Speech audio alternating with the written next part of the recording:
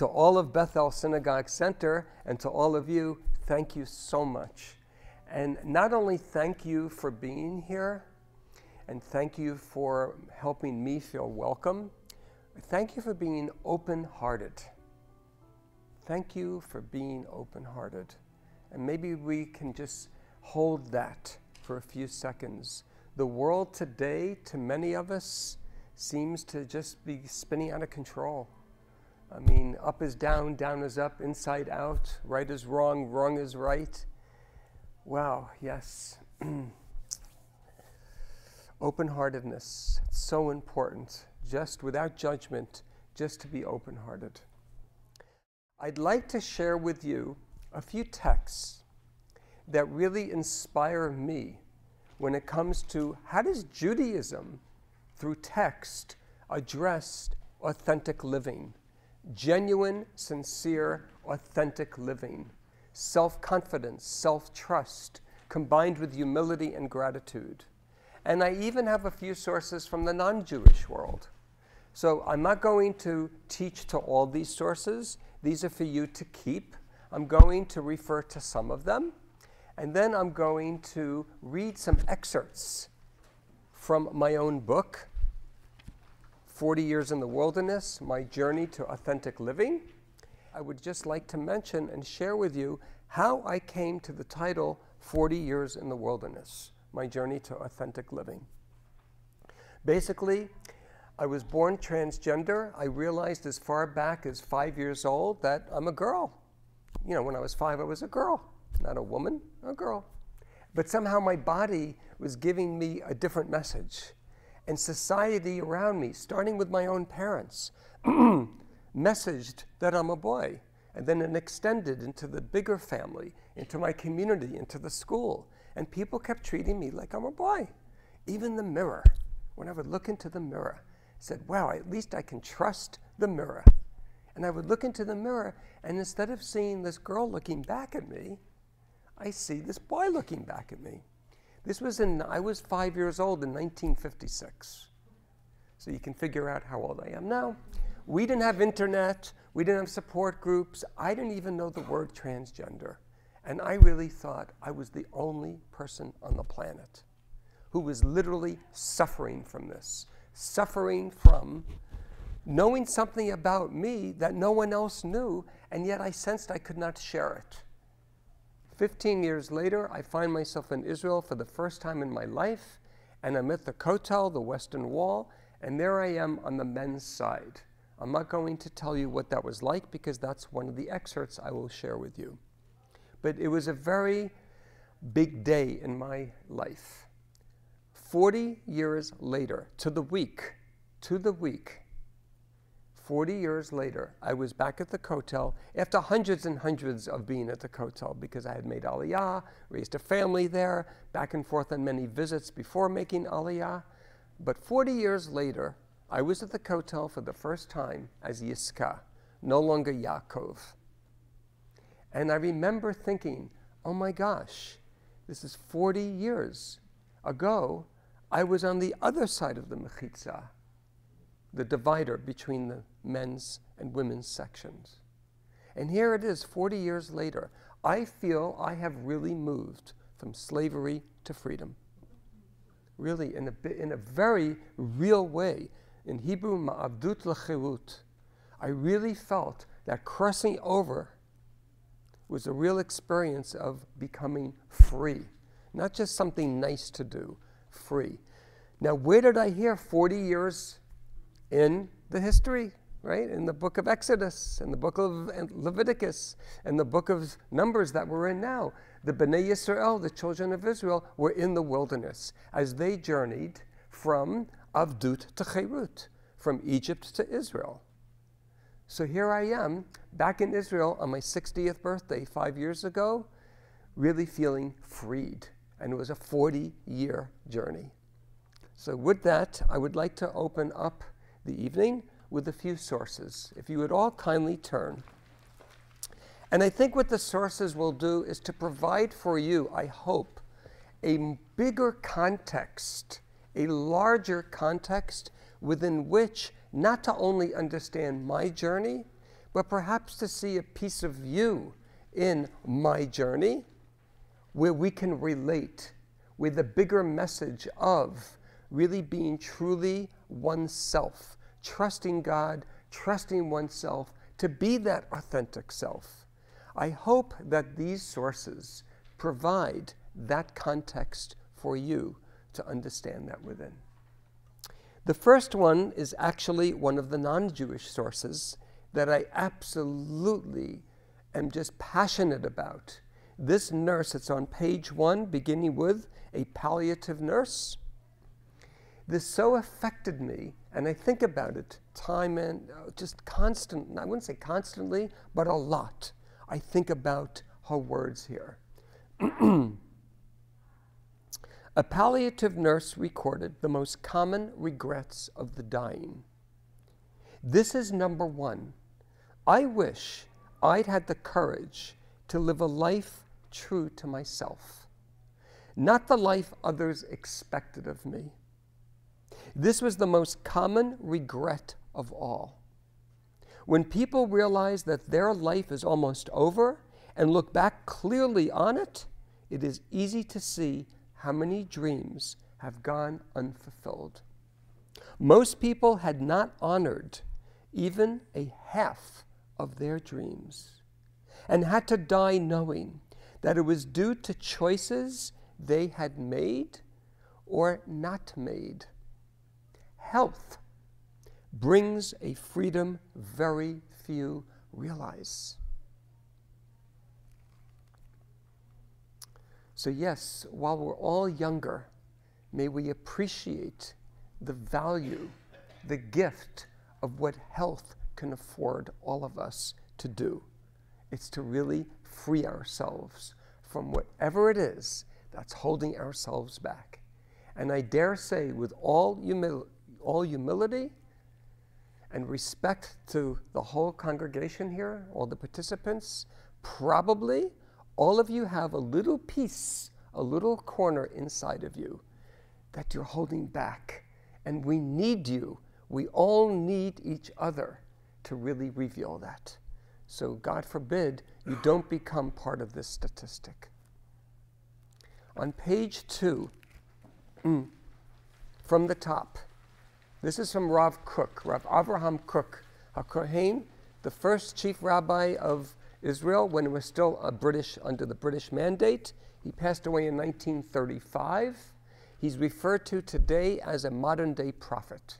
He surely, if not a prophet, surely was progressive. This is what he says. There are 2 aspects to attaining true freedom. First, one needs to be physically independent of all foreign subjugation, freedom from any form of servitude that subjugates the divine image in the human being, freedom from any power that demeans the value of a human, the glory and the holiness of the human being. But complete freedom also requires freedom of the spirit. The soul is not free if it is subjected to external demands that prevent it from following the path of its inner truth. What makes us truly free? When we are able, and this is where I really ask you to open your hearts, when we are able to be faithful. In Hebrew, he uses the word ne'eman, to be faithful to our inner self, to the truth of our divine image. Then we can live a fulfilled life, a life focused on the soul's inner goals. One whose spirit is servile, on the other hand, will never experience this sense of self-fulfillment. That person's happiness will always depend upon the approval of others who dominate over the person.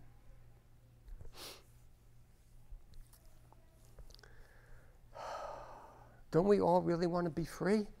I mean, in the real way. I mean, thank God, those of us in this room today And most people, at least in the Western world, don't live under physical enslavement. There are people, though, who still do.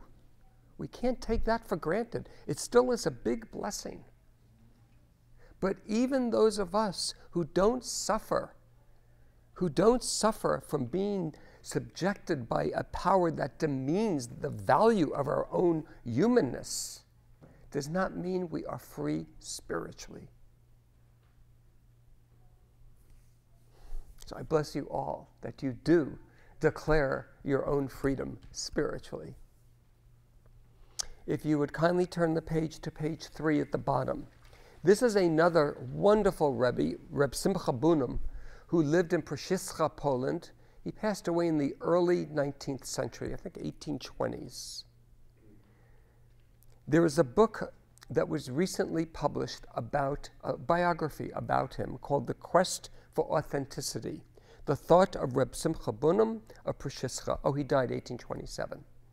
Written by Michael Rosen, Zichrono Livracha. He recently passed away, published only 8 years ago, so it's quite contemporary.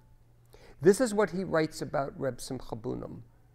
All of Reb Bunim's teachings came together in a coherent, organic way, as defined by the one seminal value from which they all ultimately flow, namely the supreme value of personal authenticity. Now, this is a Hasidic Rebbe in Poland in the 19th and end of the 18th century into the 19th century. This is the pivotal point, this focal point, the essence of all his teachings as a Hasidic Rebbe. Personal authenticity. Now, what does that mean? What does authenticity mean? Authenticity meant a process of truthfulness, of being honest to oneself and to one's maker. You know, he doesn't say it here, but when one is honest with oneself and one's maker, one is honest with the whole world. It's not difficult to be honest, to be, to use a modern word, out. Whatever the closet one is out of, it's not difficult to be out when one is out to oneself and to God. Now, he says something here profound. Many of you, if not all of you, have heard the two Hebrew words, kadosh and chilul. Kadosh, we usually translate as to be holy, to be sacred. Chilul, we usually translate as to profane. To profane. It literally means to be empty of holiness. Pay attention here to how Reb Simcha Bunim defines kadosh and chilul.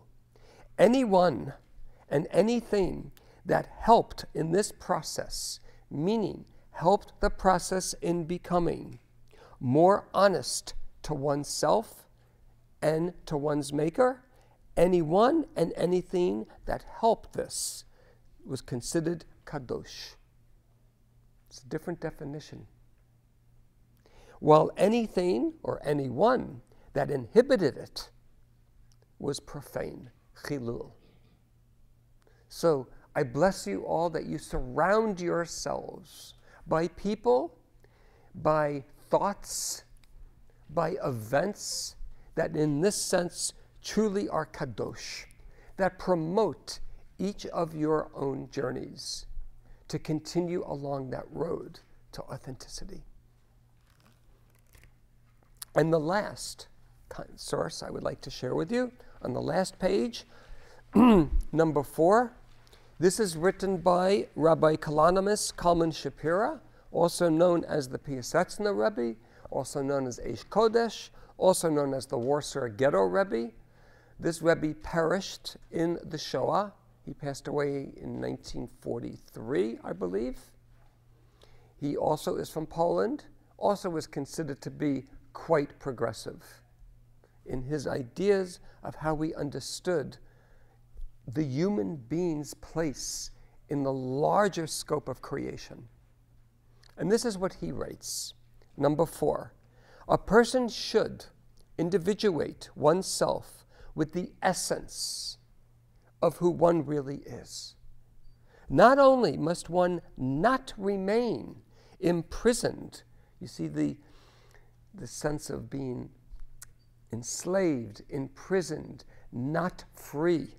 One should not only not remain imprisoned by social rules, cultural customs, or accepted thought, but with the ability to see beyond them, a person must have a mind of his or her own. Without this, not only is the person not a Jew, of course he doesn't mean really, really, he means spiritually, experientially. Not only is that person not a Jew, but the person is not even a person.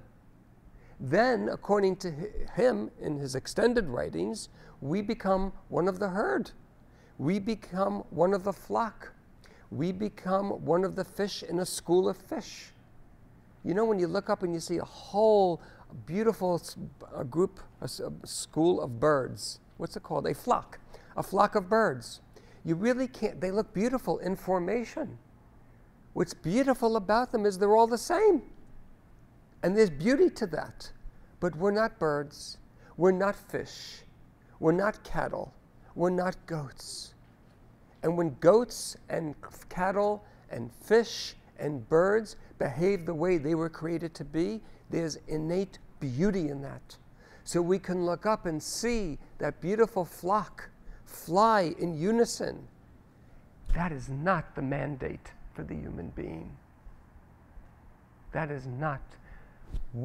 Our mandate is to be in harmony with each other, but each being faithful to play the instrument that you believe you were created to play in this grand symphony called the human being and humanity. This means, to conclude, bringing out that which is unique in you. Each one of you here possesses something that's unique to you, that which depicts your very self. So with that, I invite you to join my journey. And hopefully, these sources provide, again, that bigger context within which to understand my journey, which was not linear. It is very textured. It's a journey, yes, I was born transgender and underwent the transition journey. I was born Jewish and became very inspired later in life, still young, but later in life at 20, with Zionism, with religion, with spirituality, and how the two really fought against each other, locking horns. And then I'm also a human being, and I had a career to pursue. So it's a very textured journey, as I hope you understand these sources that I just shared with you would, in fact, connote and teach to that. Okay, you can put down the sources, and you can close your eyes if you'd like, and put your seatbelt on, and come with me on a journey. Okay. 20 years old, 1971, Jerusalem. And then I saw it. Below the Temple Mount was a wall. No, not a wall, but the wall. This very same wall, while only a remnant from a time long past, has inspired the Jewish people for centuries with hope, encouragement, and a vision. A vision into the future, characterized by national as well as personal spiritual enlightenment, and eternal global and individual healing. If I could live within this powerful testimony to both Jewish history and the Jewish future, maybe, just maybe, my own inner problems would magically and miraculously disappear. So now the moment had arrived. It was time to descend the lower level of steps leading to the Western Wall Plaza, and then touch these sacred stones for myself. Approaching the Western Wall however, thrust me into the very consciousness that frightened me the most in my life and caused my daily chronic anxiety. The walk to touch the stones plunged me into the confusing mire of a definitive and absolute binary gender system. Here there was simply male or female, with no room for anything in between. Visiting the wall requires separation of men and women. So simple for most, but heart-wrenching and dreadful for those of us who at birth entered the world where this was anything but clear. There was no flexibility, no blurring of the clearly drawn lines. I felt forced to choose, to announce to the world whether I was male or female. Males to the left, females to the right. By now, I had trained myself to pervert my own sense of truth into a disguise, allowing the world's mistruth about me to direct me as my guide. And so to the left I went, excited to touch the stones, and despising myself once again for not being authentic and genuine, especially at Judaism's most sacred place. Here I was, not knowing what else to do. I imitated those around me, and for the first time in my life, I gently touched and caressed the wall in the sacred space and time. And then I kissed it. I kissed what appeared to be a stone, a huge stone, a pretty stone, one that bore and continues to bear witness to history, but nevertheless, a stone.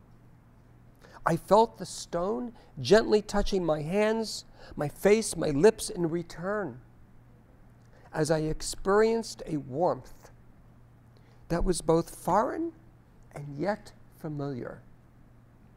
I touched and then kissed my past, my present, my future, my people, and my soul all at once.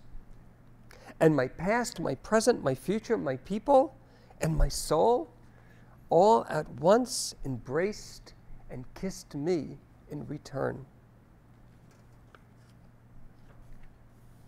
On a conscious level, this was my first real, intimate moment with my own spiritual center, my soul. Did I know what this implied? Did I even know what this meant? Of course not. But intuitively, I was aware that I possessed the secret to this hidden knowledge. I was not yet ready to truly come home.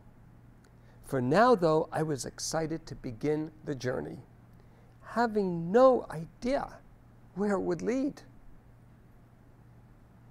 I had approached the wall so torn up, my integrity so painfully compromised. As I slowly backed away from it, I was still tormented, but now I felt inspired, energized to discover and learn about another part of me that until now had been ignored in its state of spiritual latency. My spirituality was bursting to be acknowledged, to be embraced, and to find expression. And yet, how? How could a woman trapped in the body of a man enter? Through which gate?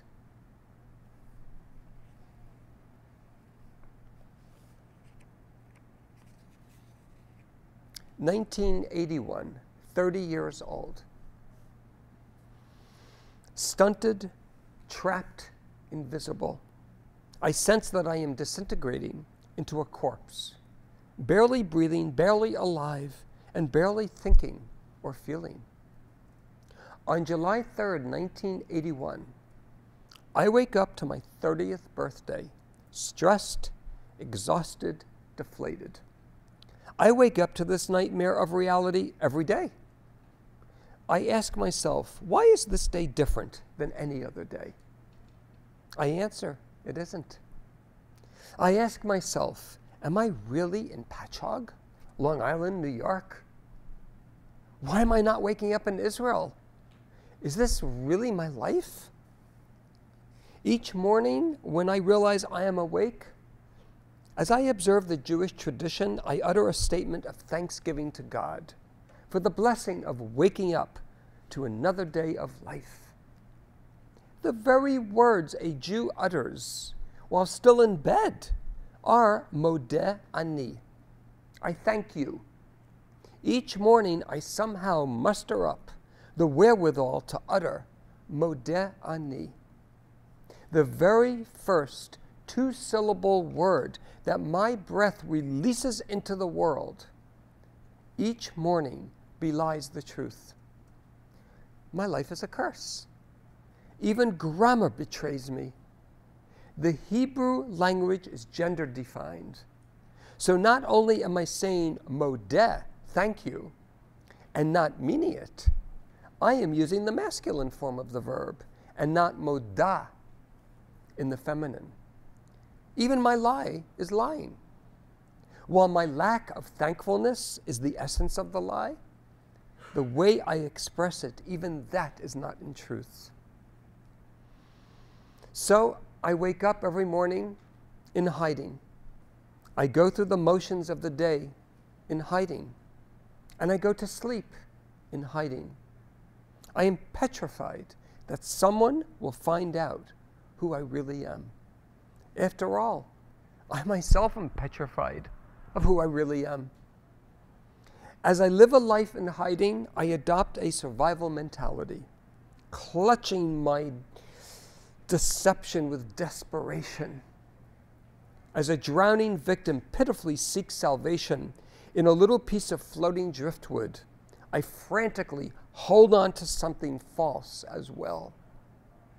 I live in the singular I and me, even with a growing family, living in a community with other traditional-minded Jews. The mental space of us and we remains foreign. Running, running, running. I am always running, always in hiding from myself, from the truth, from reality.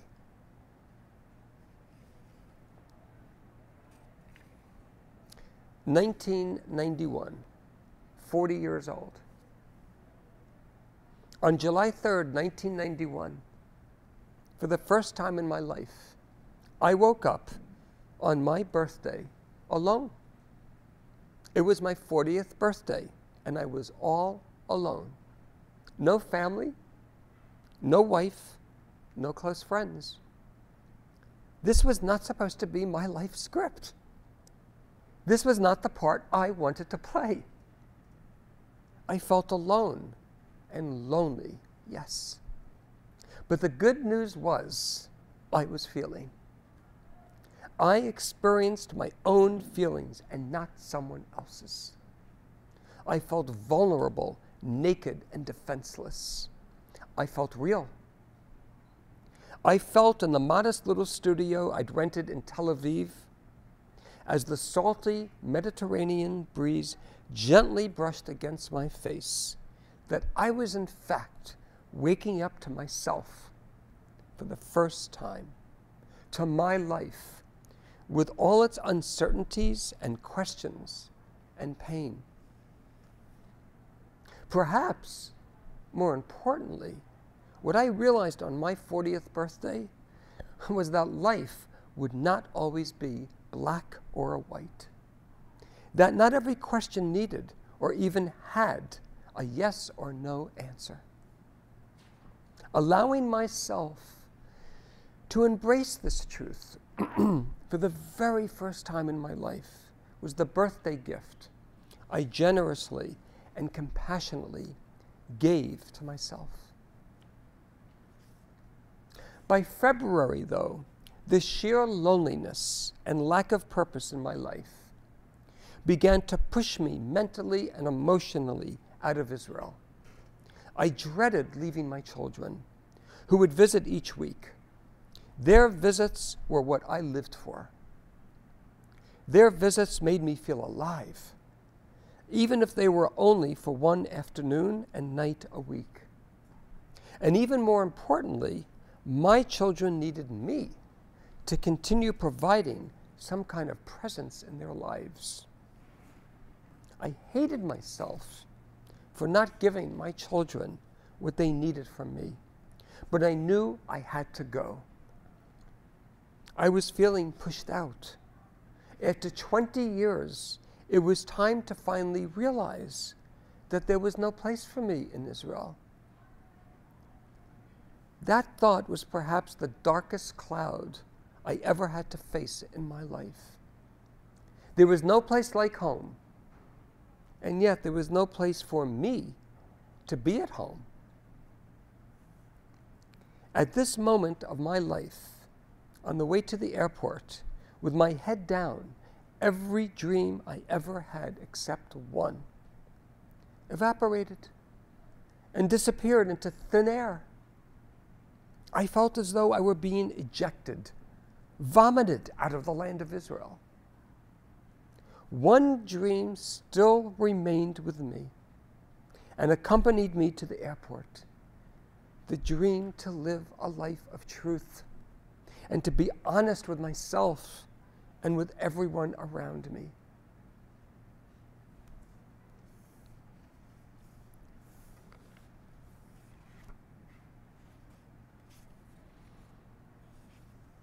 In 2001, 50 years old. I awoke on the morning of July 3rd, 2001, to my 50th birthday. It was the loneliest, darkest, and most disconnecting day in my life.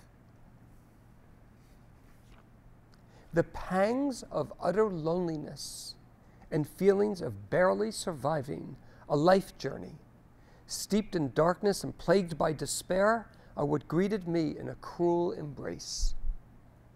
And from such a dark place of decay, from an almost death-like existence, came a sudden revelation. Realizing that every second I continued to breathe air into my male body was a lie, I understood that I must finally make a choice. I could just stop breathing, or I could own my gender identity issues and start over. I could make the decision to discover what it would take to become the woman I always knew I was meant to be, destined to be. And in fact, I did in fact make that decision. Continuing with the lie that was my life was no longer an option. I was exhausted. I was drained. The daily struggle of living that lie had pulled me apart. I had hit my own spiritual and emotional rock bottom. A part of me so wished to go back home to Israel. A part of me so desired to return to Jewish spiritual living. I missed Jewish community and Torah observance, but I knew that if someday I were to return, I would only return in truth. And this meant I could only return as a woman.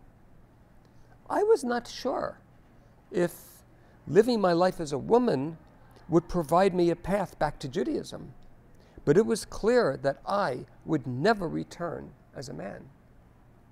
So now, on my 50th birthday, right then, I took a leap of faith, catapulting past the strangling, suffocating demons wringing the very life out of me.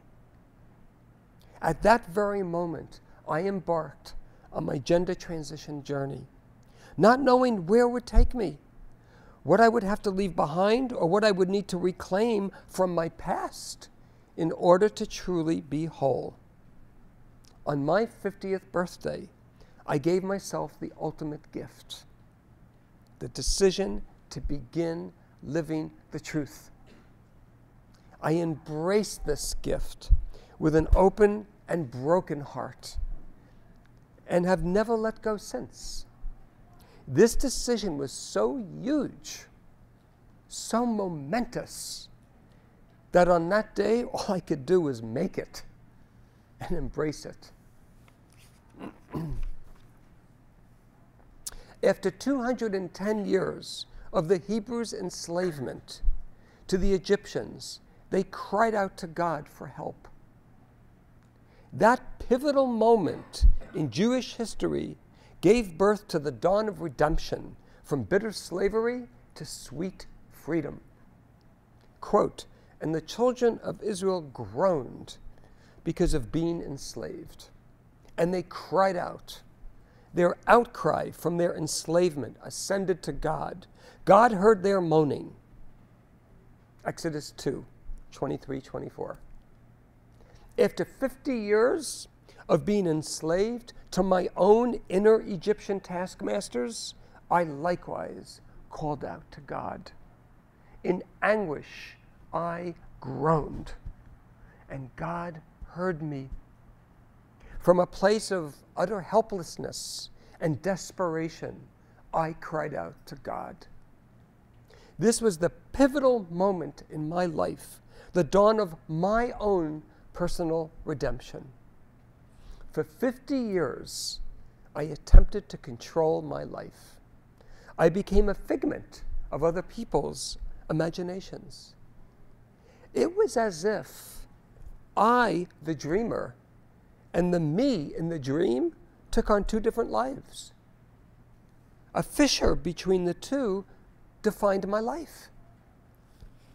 I became other than what I was. The more I tried to control my life, the more it spun out of control. The decision to once and for all live a life of truth forced me to confront this painful irony. My futile efforts to control that which I could not left me embittered and worn out, and yet ripe and ready for something new. Like a seed planted in the cold, dark earth. From a place of such inner decay, I too could germinate and blossom. In my own cold and lonely night, I began to sprout. I began to see parts of myself that had remained hidden my whole life, suddenly exposed to all in the light of day. I began to realize that all along I had possessed the secret to living a life of authenticity. What a jewel! I awoke from this dark sleep to sense God in my life. I was no longer lonely. I was no longer alone. I marveled when I began to experience God dwelling within me, always accessible. All I needed to do was gently move out of my own way. I gave up what was and became open to what may be. I gave up the lie of my life and became open to the possibility of living the truth. Discovering and feeling Hashem, God within me, inspired my new lifetime venture. Living my life in truth meant acknowledging the secret of real living as I now understood it. I collided with the toxic, self-destructive part of myself, my ego, as I blindly arrived in darkness, groping with no direction in the night of my life. I came out of this crash invigorated, encouraged, and loved by a very different part of myself, my soul, that piece of God within me. I never wanted to be anyone other than me, but I never knew what price I would pay to, in fact, become myself. And yet, as I called out to God in anguish, I was ready to sacrifice whatever God deemed necessary for my redemption.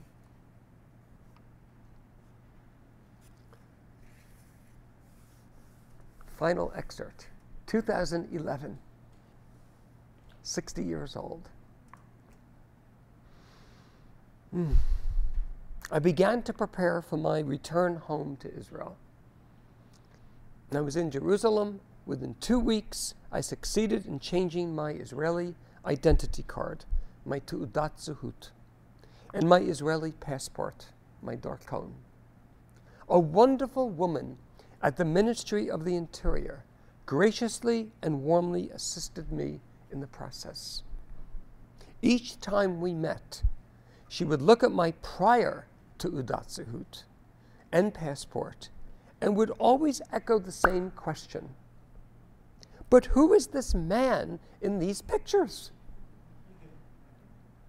You are such a beautiful woman, but I don't understand who this man is. I would reply with a big smile, thanking her for the compliment in one breath. And in the next, I would say, at times, I wonder myself who that is. And we would both smile at each other. As one of my teachers, Aviva Zarenberg, said, in referencing the utter joy the children of Israel experienced when receiving the Torah at Mount Sinai, the sheer pleasure gives birth to a me that is unrecognizable.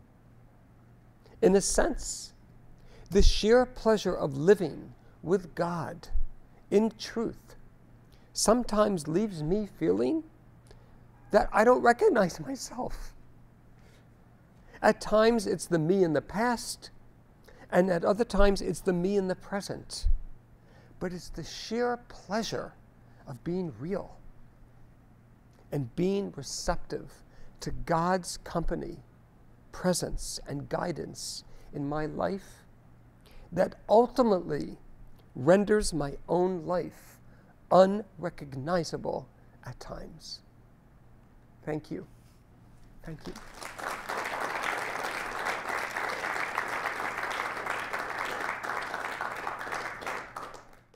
At this point in the program, in the evening, I open it up to you to ask questions about the sources, about the book, about me, about whatever you're inclined to. And we'll see where we go with that. Yes, please. So the question is, you would like to hear the coming out process, how that worked with different people in my family, close friends? That's a great question. And you know, I don't know about anyone else. This is just my experience. There was no one day that I came out to everybody. This was a process. This was a process.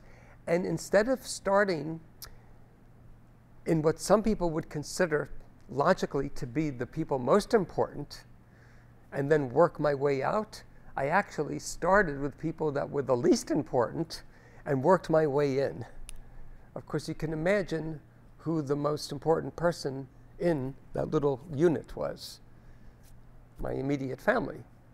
So at first I started, and there's a chapter in the book that talks about the very first time that I said, I'm transitioning. Oh, I will always remember it. It was such a great, great, great day. And it was wonderful because I shared it with people that I liked, I felt connected to, but not really, there wasn't the depth. So if they would have asked me to leave, that would have been not pleasant, but it would have been okay. But what I remember about that, and it moves me to the going a little bit more in, and then in, and then in, was the joy that I expressed. It wasn't the words, I am going to, actually, I'm transitioning. I'm trans, I'm a transgender, and I'm going to begin my journey now. Actually, I told them I already began it, mentally and emotionally, like a year earlier on my 50th birthday. But what I took away, and everyone came up to me and hugged me, and one of the women said, "We were waiting for you to tell us. Like, tell us something we don't know." You know, all too often when you come out, it's like, well, we knew that. Because one gets so, you know, like if you have a toothache. If you have a toothache, your whole body feels like a big tooth. If you stub your toe, your whole body is a toe. You have a headache, your whole body is a head. Well, when you suffer, and I truly was suffering, I was consumed by it. It defined my whole life. So did I know that people would say, well, we were waiting for you to tell us this? I didn't know how I came out before I came out. As we got, though, further and further in, the next group was the people I worked with. I was beginning a management training program for Starbucks. Actually, I started the management program with one name, and I ended it with another name. Because it was in the middle of those 6 months of store management training where I actually went much more seriously in terms of legal steps with different, like the insurance company and the bank and this and that, having a name change. And I remember sitting down with my district manager in Starbucks in Colorado Springs. And she said, and my store manager, because I was an assistant, I was part of the training, so I was in training, I still had a manager. And the two of them looked at me, and this is what they said. You know, nobody that we know in Starbucks has ever transitioned. We will be behind you 100%. Now, yeah. The best part was, now tell us what to do. This is my manager and district manager. We'll be behind you. Now you tell us. We can't tell you what we are going to do until you tell us what you need from us. I said, oh my gosh, this I wasn't expecting. So that was the next coming out. And by the way, for those who do like to drink Starbucks coffee or those who don't, they were great for me then. They were amazing. There's some other stories I could tell, but not appropriate to answer your question, but they really went to bat for me, even on a much higher level, on a corporate level.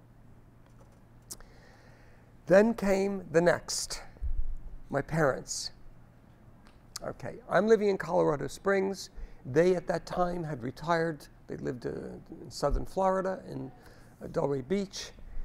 So I knew I couldn't do this on the phone. I couldn't do this. I couldn't fly in, spend the weekend, and drop the bomb an hour before to the airport and then say bye. Like, how do I do this? I felt whatever I chose was the wrong way. So I sat down at my computer and I started working on a letter. And it took about a month to produce an 8-page typed letter. And I began the letter and ended the letter by saying, this is nothing to do with you. You did nothing wrong. You did nothing wrong. It was a very difficult letter. And that's how I came out to them. And their response was what I expected pretty much. It was shocking. They were shocked. Instead of saying, well, we were waiting for you to tell us this, it was the exact opposite. Like, oh, wow. Like, you've done a lot, and we've been with you. I remember my mom saying, may she rest in peace, she said, you know, your father and I have been with you on every one of your rides. This is a ride I'm not so sure we could join you. Right? But eventually she did. And not at first. But then came the hardest of the hardest. And that was my children. I don't know what to say. It was, I think, more painful. You know, the joy that I shared with these people at that outer circle of mine, where there wasn't such closeness, that joy was not there with my children. I was so concerned with them. I'm a parent. I'm concerned. I don't want to hurt them. And I knew this was going to hurt them. And it did. And it did. And we're still working through it 15 years later. We're still working through it. It's a work in progress. So those are all the different comings out. And then, over the 15 years, depending on this situation, that situation, I mean, now it's very interesting coming out, because now that many people don't know that I'm transgender. I'm so what they call in the trans world, I so pass that when I tell people in the course, and I don't just wear a sign, that's why they don't know, but I'll be mentioning this, I'll be mentioning that. What did you say? You mean, no, you weren't. So there'll always be a coming out, but it's a very natural, organic, fluid type of coming out now. So I hope that answers your question. You're welcome. So the question is, before I decided to transition, were there people I could have discussed this with?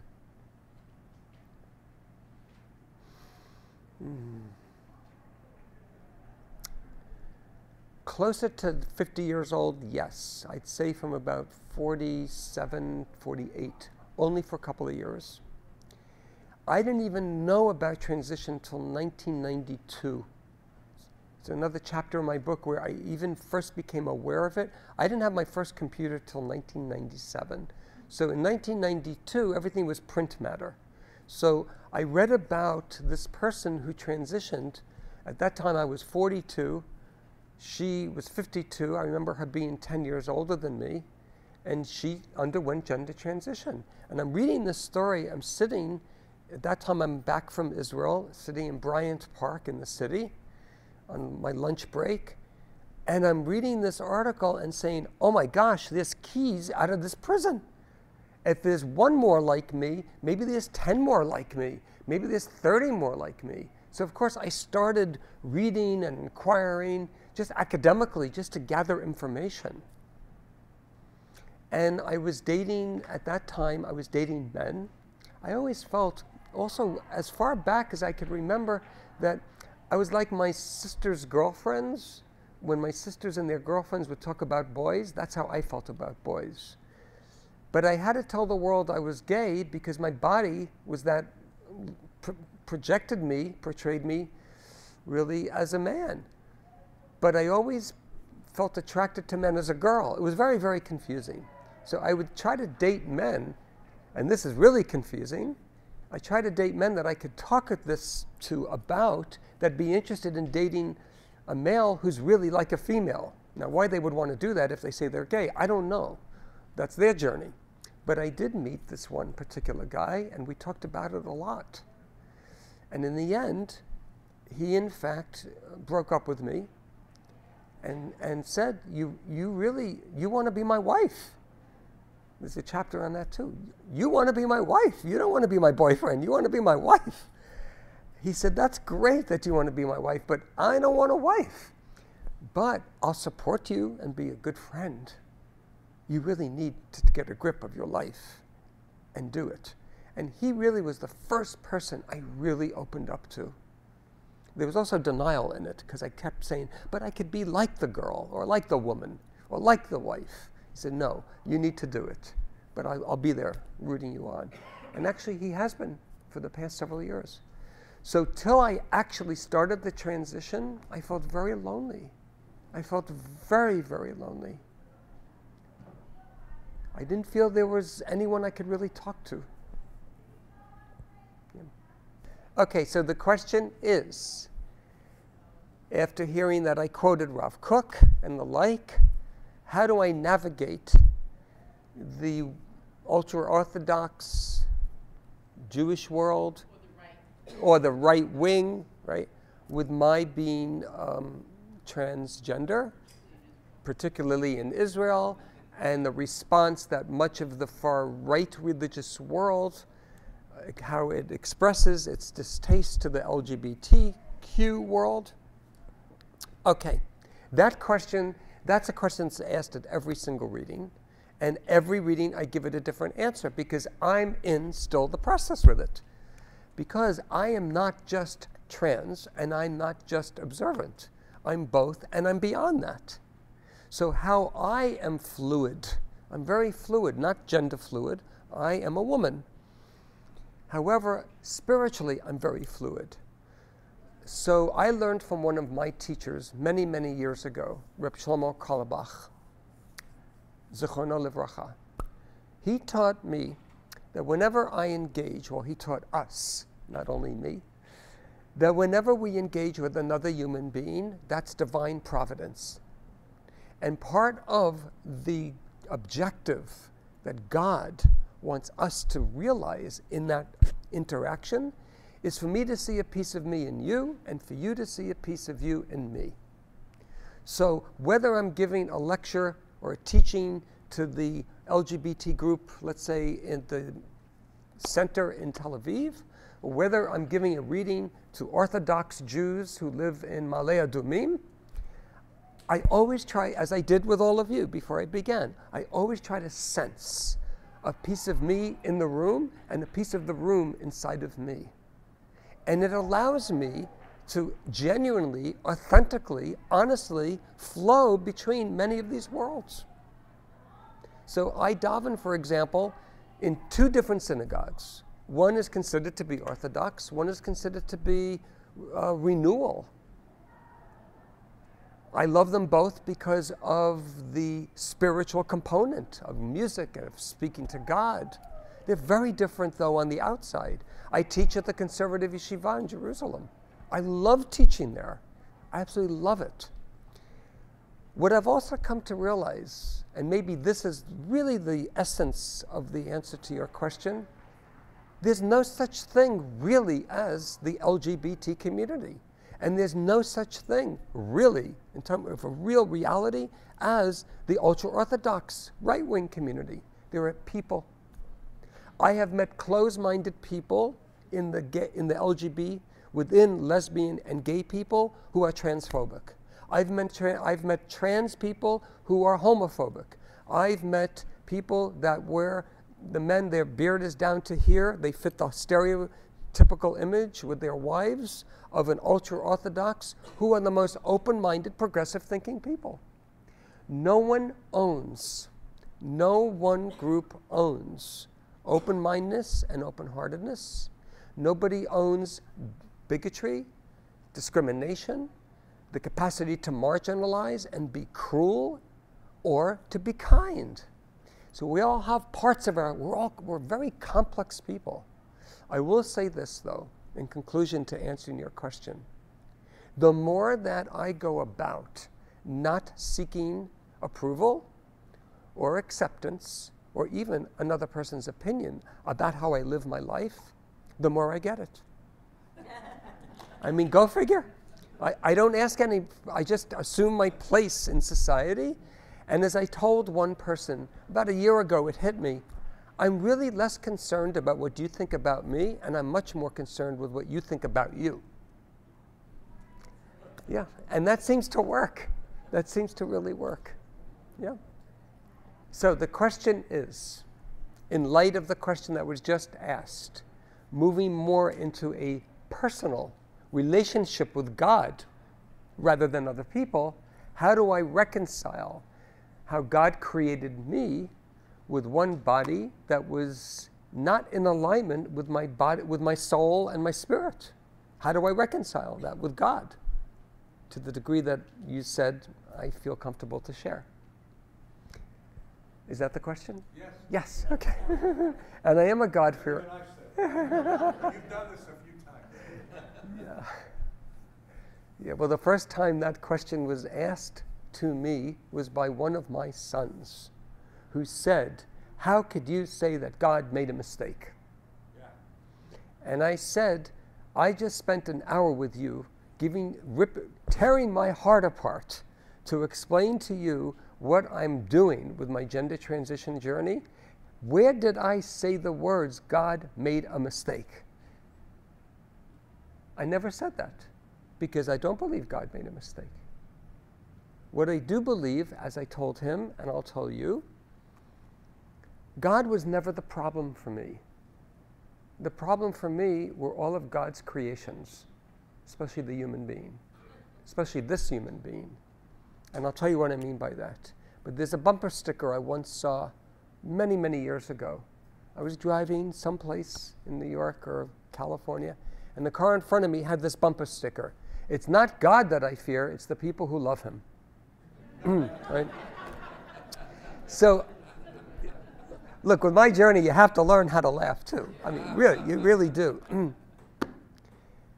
When God created, so I'll be very Jewish about my answer. I'm going to answer it with a question, and then I'll expand on the question. When God told Avraham to circumcise himself as a sign of the Brit, of the covenant, what did he do? He performed an operation, a surgery, in removing a part of the body that he was created with. So I ask you, did God create all men as a mistake and then give them a commandment to then remove that which they shouldn't have so they can be in the covenant with God? Why didn't he just create men circumcised? I mean, if we believe in God, that God could create, if he could create, she could create a man with a foreskin, he could equally, or she could create a man without a foreskin. So was that a mistake? Of course, none of us in this room, I don't think, or most of us, would not say God made a mistake. But what God did do is he invited Avraham into the relationship by giving him a tikkun to do. Tikkun in Hebrew means either repair or a healing or a fixing. So he said, Avraham, I've given you your body, and now I'm asking you to show me how much you want to be in this relationship by you doing something that I'm telling you to do to your body. Because that was not created by a mistake, in error. It was with intention. Because we as human beings were created with free will. And God only wanted a creation to freely will this type of relationship. From that point on, what we learn from all the different mystical teachings based in Kabbalah is that every one of you in this room, every one of you is born with a tikkun to take care of. Some of the tikkunim are more external, some are more internal, some are more obvious, some are more subtle, some are very frightening, some are very embracing. I was born with a tikkun to do. This tikkun brought me back to Judaism. No, for not a second in my life, and I used to wonder a lot, oh, why do I have to be because in a male body, not everyone who's transgender, by the way, is effeminate in the body that they're assigned at birth. I happen to have been assigned an effeminate body, which proved to be a great asset when I transitioned. But up until when I transitioned, it really was a very big source of suffering, especially in elementary school and junior high school. You walk like a girl, you talk like a girl, you whip up everything like a girl, like a girl, like a girl. I never once said, God, why did you make me like this? I'm a mistake. I just said, how am I ever going to get out of this? But it never occurred to me that I was born a mistake. I guess I could thank my mother. I just observed her first yahrzeit a couple of days ago, less than a week ago actually. She always made me feel special, and I believed her. So if I'm special, how could God have made a mistake? That's how I always thought of it when I grew up. So this is what I told my son. Exactly what I just am sharing with the room. Did I say that God made a mistake? Not for a second. I've been asked on Israeli TV, live, by an interviewer, Lama t'chashevet shekadosh baruch hu asa ta'ut itach? Why do you think that the Holy One, blessed be He, made a mistake with you? I said, Ani lo amati milim keila. I never said words like this. I never said. It's people's assumptions. What they're really doing is sharing with me their own belief system, which is wonderful because that's a place of connection. But I don't believe that this was a mistake. However, what I do believe is that God was waiting for me to say, okay, I really want to heal. I want to do whatever it takes so I could be in this relationship with you on your terms. And for me, that meant a gender transition journey.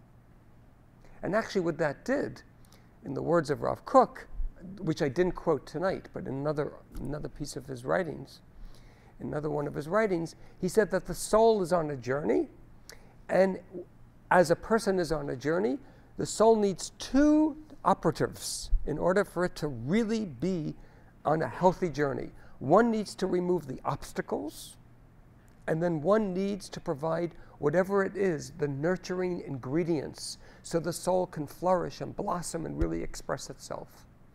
So when I learned that piece, I realized that my journey, my gender transition journey, was the removal of the obstacle that now my soul can flourish and blossom and express itself.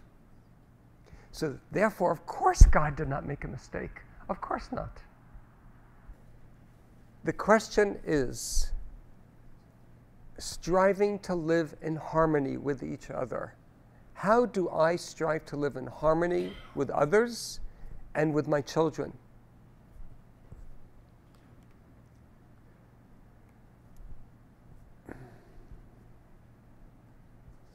There is a teaching from the fifth Lubavitcher Rebbe.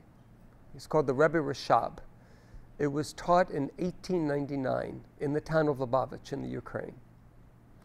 And this is a teaching about restoring fragmentation, or restoring unity to a fragmented world. You know, we think everything that's happening today has never happened before. Well, in one way, it never has happened before, but in another way, it most definitely has happened before. And because we don't learn from history, it keeps rehappening, only it expresses itself in different ways. And he talks about the one point pre-creation, the dot of the one creator, and then the creator creates this world of pluralism. So picture from a point, all these rays going out, and then comes the human being, the ultimate of all these expressions of plurality. And what does the human being do with plurality? For the most part, it leads us into divisiveness, into fear-based behavior, survival-based behavior, conflict, fragmentation. But at that point that we find ourselves in a pluralistic world, and I will tell you, Chevre, the world is a pluralistic world. We have another option.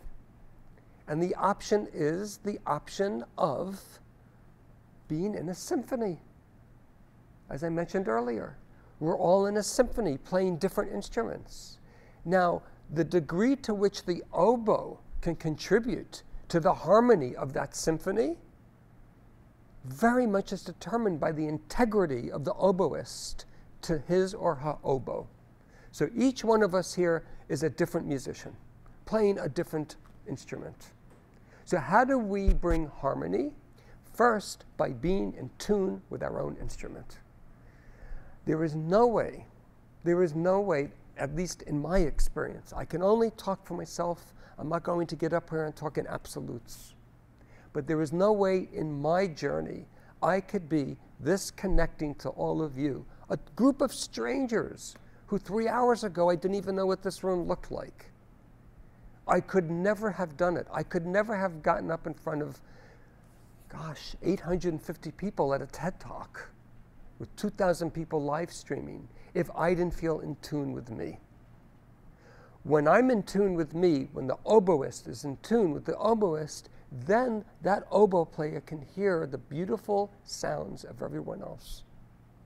And that's what the conductor in this metaphor is God. We all need to be on the same page in terms of the commitment to playing the same music at the same time, which is to be in harmony.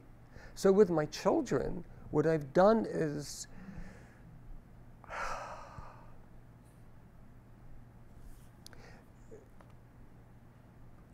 do whatever I can to express to them that I'm in tune for the first time in my life with my own instrument. And because of that, I hear what's not in tune with them. The troubles, the anxiety, the embarrassment, the sense of betrayal, all those feelings that they've been dealing with over the past several years. And that all I want to do is help you tune your instruments. If I could help you tune your instruments, then we could all play the song together in harmony. But, and I don't know if this is the parent in me, I don't know if it's the child of God in me, I don't know, my mother became very proud of me, so maybe I'm hearing her voice too. I am not going to go out of tune on purpose so you could feel better. That's also part of restoring harmony to a fragmented world, is integrity. And if it's done with compassion and done with humility and done with gratitude for even having the dialogue in the narrative, then at that moment, that's all we have right now, so we're tuning the instruments together. So the question is, to summarize, because of the world we live in now, the gentleman is asking why he would think that my children would be more, after all these years, closer to me, and why they wouldn't be have moved through the difficulties. Well, one has actually. One is very close with me. It's the one that happens to be most like me. He also is very spiritually, he's the most spiritual of all 6 of my children. Yes, 6. Yes. He's the most spiritual, or the most spiritually expressive. I believe they're all spiritual, just the way I believe everyone here is spiritual. But he's the most expressive of his soul. He also teaches. He's an educator. We have a lot of common areas outside of parent, adult, child. I'll only those share with you, and then maybe we'll take another question, because it's just a little bit, yeah, it's hard at times. But this little antidote from one of my sons probably really summarizes it. He said to me several years ago, he said, you know, this was about 4 years ago. Yeah, 4 years ago, the last time I saw him. He said, you know, when you started to transition, you look like a man who's trying to look like a woman. So I still saw my father. And I wasn't really comfortable, but you were my father. Now I look at you, you're a woman. There's nothing about you. Like, where did my Abba go? Who are you? I have an Ima, I have a mother. Yes, of course he does. Who are you? I said, I'll always be your father. He said, no, you can't. This is not, who I'm looking at is not my father. I said, if that's the challenge, let's deal with that. He said, I can't deal with that because my father's left, he's gone. And he said, what's painful for me is you seem so gentle now and so patient and so sweet. You seem like such a nice lady and a total stranger to me. My father was angry. My father was short-tempered. I was never, God forbid, violent with my children, but inside there was so much, and now he understood why years ago I was prone to feeling like, you know, the word for anxious in Hebrew is charadah. The word charidim comes from shaking. So when there's that inner shaking inside, that's anxiety, he sensed it even as a child. He said, I don't see any of that anymore. And yet, I also don't see my father. So the challenge for him is to somehow see his father. You know, and in his mind, he gets it. But the heart, you know, the heart and the mind are not always in the same place. So the question is, that's a right-on question, because it really is, you know, 30 years ago and 30 years from now, and where we are, it's different year by year. So the question that you asked, in light of your experience as a grandmother with your 4 grandchildren, and you're seeing how open they are to the LGBT world, and specifically with one of the grandchildren in particular has a friend whose parent is transitioning. Do I see it easier now? Yes, absolutely. In Israel, it's incredible. Israel, by the way, in terms of laws, Israel is much further ahead than the United States. Of course, we know we cannot legislate values. We can only legislate behavior. To that degree, Israel has been really responsive in the past 10 years to the trans journey, the transgender journey. the gender transition journey. It's more in dialogue now. People are more, I even met a woman, an older woman, who I'm friends with, not very, very close, but friends, warm acquaintances in my neighborhood. And one day she said, you know, I've been meaning to ask you, you know, in light of your situation, and then she asked me whatever the question was. So I said to her, what do you mean in light of my situation? I knew exactly what she meant, but I wanted to have fun. I wanted to have fun with this, right? She said, you know your situation. I said, I don't know, because we all have a situation. I have a lot of situations. Which one are you referring to? She said, oh, you know what I'm talking about. I said, oh, you mean because I was born transgender? And this is what she said. An educated, college-educated, living in this century. I didn't know I could say that word. I thought it would offend you. Then you have 5-year-olds and 7-year-olds. Oh, there's a classmate in my class who's a transgender.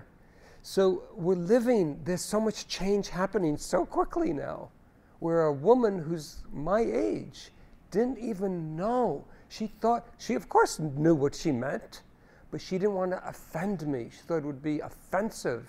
I said, no, you call me transgender, I am. But I'm a lot of other things. And it was just such a teaching moment. It was such a learning moment, just in language. So the question is, could I share with the room what it was like on the first day I started wearing women's clothes? Is that more or less? So up until that point, I never cross-dressed. I actually tried to overcompensate. So I would make sure to wear nothing that in any way would look feminine. And then it was time to, as I was, you know, I already started the hormone replacement therapy, and yeah, I was in the middle of the transition. The next step was to dress more like a woman. Now, mind you, I did this while being promoted as to a manager at Starbucks, so which is a very public arena.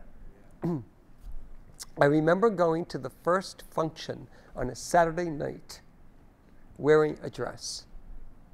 Of course, I had 3 girlfriends help me pick out the dress so I didn't look ridiculous. When I put that dress on, and I remember like it was a second ago, and I left the house and got into my car, I never felt so normal in my life. Like, wow, it's almost like anticlimactic. This just feels so right.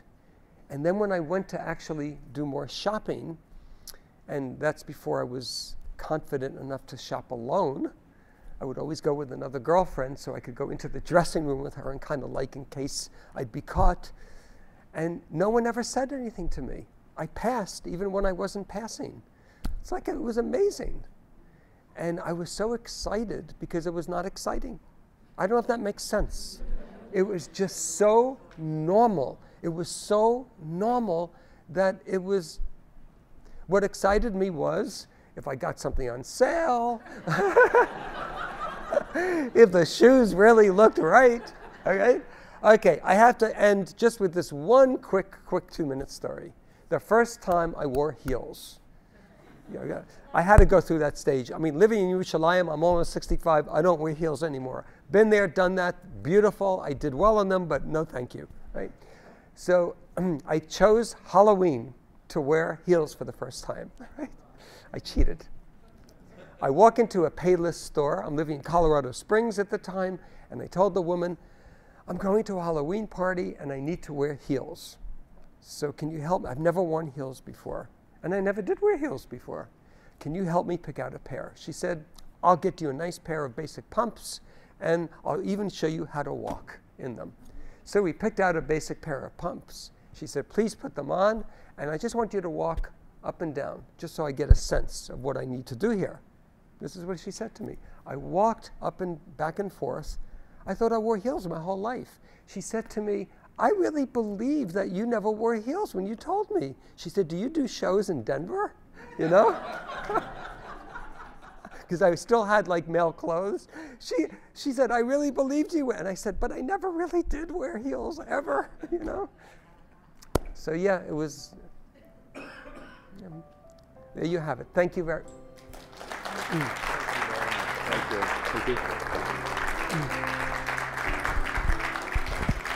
I want to thank Yiscah for teaching us. It's been a pleasure to learn with you.